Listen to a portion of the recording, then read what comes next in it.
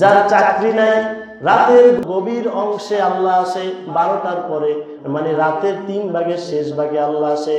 মাগরিব থেকে ফজরের পর্যন্ত 3টা ভাগ করবেন, এরপর 3 ভাগের শেষের ভাগে আল্লাহ প্রথম আসমানে এসে বলে আলা মিন মুস্তাগফিরিন ফাগফির আলা। এমন কি কোনো বান্দা আছো যার রিজিকের বড় অভাব?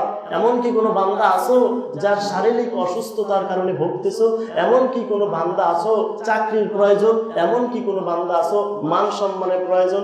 এমন কি কোনো বান্দা আছো বিপদের ভিতরে আছো, ঋণগ্রস্ত আছো? তাহলে আমি আল্লাহ এই প্রথম আসমান, এটা কি আসমান?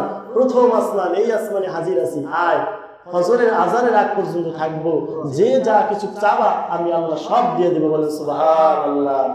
আল্লাহ বলেন ফজরের আগ মুহূর্তে মুহূর্তে, মানে আজান হয়ে যাবে ওই সময় যদি আমার কাছে চাও, ওই সময় আমি আল্লাহর বেশি দেই। বলেন সুবহানাল্লাহ।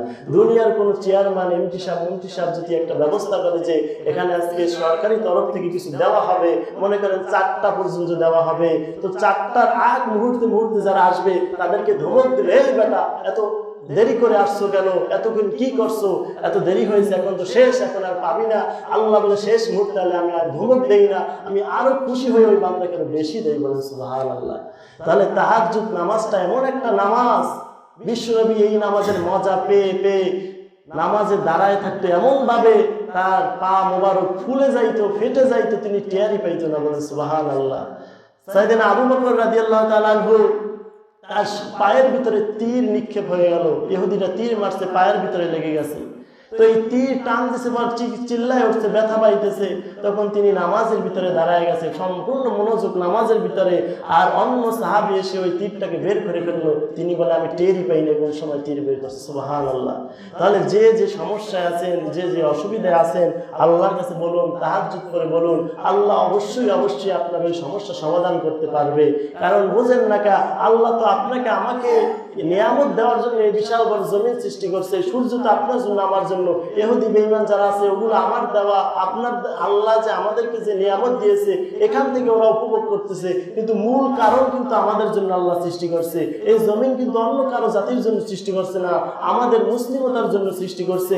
আমরা মুসলমান কেমন এক পিঠকে সুন্দর করে সাজায় দিলাম, কিন্তু অপর পিঠটা একেবারে সাদা, ওই পিঠের জন্য আমরা কিছুই করলাম না। যেমন উদাহরণ দিলে বুঝবেন, কোনো পোস্টার যদি ছাপানো হয়, একটা ব্যানার যদি বানানো হয়, ওই ব্যানারের বা পোস্টারের উপর সাইডটায় অনেক লেখালেখি থাকে, অনেক কিছু সাজায় গোছায় লেখে, ঠিক কিনা বলেন?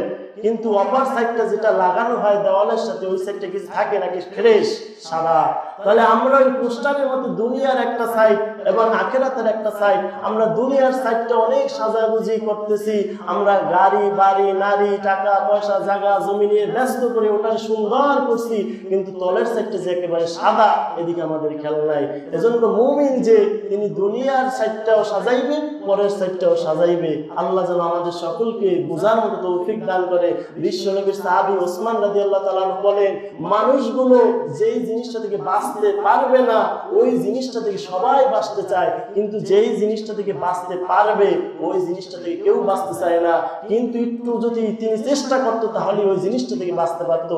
সেটা কি? মরণ। মানুষগুলো মরণ থেকে পালাইতে চায়, মরণ থেকে কোনদিন পালান যাবে না। কুল্লু নাফসিন যায়কাতুল মাউত, প্রত্যেকটা প্রাণীর মরণের স্বাদ গ্রহণ করতে হবেই হবে, কিন্তু মানুষগুলো এই মরণ থেকে বাঁচতে চায়, কিন্তু জাহান্নাম থেকে কেউ বাঁচতে চায় না। একটু যদি চেষ্টা করতো তাহলে এই জাহান্নাম থেকে বাঁচতে পারতো। তাহলে আমাদের মরণ থেকে তো বাঁচা যাবেই না, আমাদের বাঁচার চেষ্টা করতে হবে কি থেকে বলেন? জাহান্নাম থেকে। কারণ জাহান্নাম থেকে যে বাঁচার চেষ্টা করবে সে বাঁচতে পারবে, আর মরণ থেকে যতই চেষ্টা করেন বাঁচা যাবে না। তাই জন্য আমাদেরকে খেয়াল রাখতে হবে, দুনিয়ার মায়ায় পড়ে আরে ওই কবরের ভিতরে একদিন যেতে হবে। এখন আপনি আছেন, আপনার দাম আছে, আপনাকে মানুষের ডাক দেয়, আপনার কাছে মানুষের ফোন করে যোগাযোগ রাখে, আপনি মারা যাওয়ার পর আপনার নাম্বারটা মানুষের ফোন থেকে ডিলিট করে দিবে। কিছুদিন কান্নাকাটি করার পর আপনার দুনিয়ার জমিনে যেগুলো রেখে গিয়েছে এগুলো ভাগ বন্টন করে সবাই নিয়ে যাবে।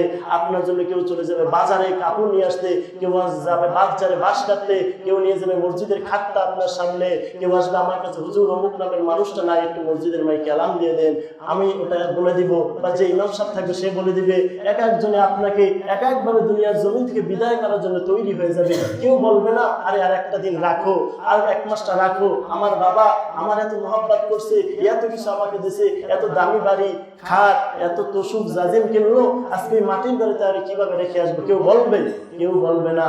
ওই যে মানুষগুলো শুয়ে আছে, কবে সেই শুয়ে আছে, আজও পর্যন্ত কেউ খবর নিতে পারে না, কেউ নিতেও পারবে না। বিশ্বাস করেন, এক সেকেন্ডের ভিতরে আমেরিকা এবং ভারত বিভিন্ন দেশে আপনি খবর নিতে পারেন, দেখে দেখে কথা বলতে পারেন, কিন্তু আপনি সারা জীবন চলে যাইতেছে, আপনার বাড়ির কাছে আপনার ঘরের লগে যে কবরটা, ওর ভিতরে কি হইতেছে আজ পর্যন্ত কেউ খবর নিতে পারছে?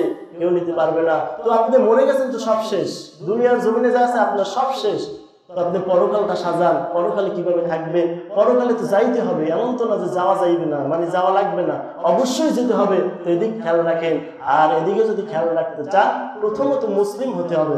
মুসলিম পড়লে একবার জীবনে বিশ্বাসের সাথে কালেমা পড়লেই হয়। আর কালেমার পরের স্থানটাই কি? নামাজ। সালাতুল মিফতাহুল জান্নাহ, আউয়ালু মা ইউহাসাবু বিহি আবদি ইয়াউমাল কিয়ামাতি সালাহ। এই নামাজের হিসাব কিয়ামতের দিন সর্বপ্রথম নেওয়া হবে। তো আপনি যদি মুসলিম হতে চান, আপনার যে কাজটা করতে হবে, এক নম্বর আপনার কালেমা পড়তে হবে, এরপর আপনার নামাজ পড়তে হবে, এরপর আপনার রোজা রাখতে হবে। আপনি যদি ধনী হয়ে থাকেন, আপনার জন্য আর দুইটা কাজ বাড়তি, এটা হলো আপনার যাকাত দিতে হবে আর হজ করতে হবে। যারা গরিব তাদের জন্য এই দুইটা নাই, তিনটা মাস্ট বি করতেই হবে। এক নম্বরে কালেমা, নামাজ, রোজা। আপনি কালেমা পড়ছেন তো এখন বাধ্যতামূলক আপনার নামাজ পড়তেই হবে, নামাজ পড়তেছেন বাধ্যতামূলক আপনার রোজা রাখতেই হবে। আপনি যদি না রাখেন, আপনি ভেবে নেন যে আপনি মুসলিম এখন তৈরি হতে পারেন নাই, কারণ এই মুসলিমতার ভিতরেই আপনি আসতে পারেন না, তো আপনি জান্নাত পাবেন কিভাবে? তো আল্লাহ বলেছে যদি মুসলিম হতে চাও, এই 5টা স্তূপ তুমি মানো, এই 5টা খুঁটা তুমি দাও, এরপর তুমি ভিতরে থাকো। আল্লাহ যেন আমাদের সকলকে বোঝার মতো তৌফিক দান।